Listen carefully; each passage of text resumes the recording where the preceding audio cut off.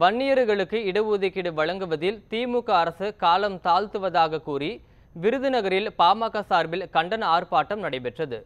வன்னியர்களுக்கு 10.5% உள் இடஒதுக்கீடு வழங்க எந்த தடையும் இல்லை என உச்சநீதிமன்றம் தீர்ப்பளித்த போதிலும் திமுக அரசு அதனை நடைமுறைப்படுத்தாமல் காலம் தாழ்த்துவதாக பாமக குற்றம் சாட்டியுள்ளது.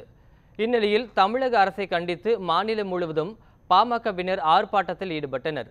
அதன் ஒரு பகுதியாக விருதுநகரில் அக்கட்சி சார்பில் விருதுநகர் மத்திய மாவட்ட பாமக செயலாளர் டேனியல் தலைமையில் கண்டன ஆர்ப்பாட்டம் நடைபெற்றது. சிறப்பு அழைப்பாளராக அக்கட்சியின் மாநில பொருளாளர் திலகபாமா கலந்து கொண்டு உரையாற்றினார். இந்த ஆர்ப்பாட்டத்தில் பாமக நிர்வாகிகள் பலர் கலந்து கொண்டனர். தமிழகமெங்கும் நடத்தி கொண்டிருக்கிற சமூக நீதிக்கான போராட்டம் 10.5% இடஒதுக்கீடை திமுக அரசு உடனடியாக வழங்க வேண்டும் என்று நடத்தி கொண்டிருக்கிறது. சமூக நீதி நிலைநாட்டப்பட வேண்டும் என்றால் இந்த வன்னியர்களுக்கான இடஒதுக்கீடு கண்டிப்பாக உடனடியாக நிறைவேற்றப்பட வேண்டும். உச்ச நீதிமன்றம் தடை இருக்குன்னு சொல்லலை, இவங்க எல்லா இடமும் தடை இருக்குன்னு சொல்லிட்டே இருக்கிறாங்க.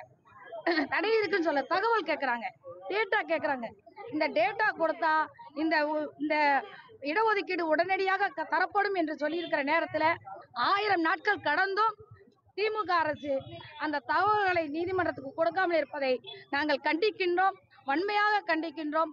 உடனடியாக பாட்டாளி மக்கள் கட்சியின் கோரிக்கை 10.5% நிறைவேற்றப்பட வேண்டும்.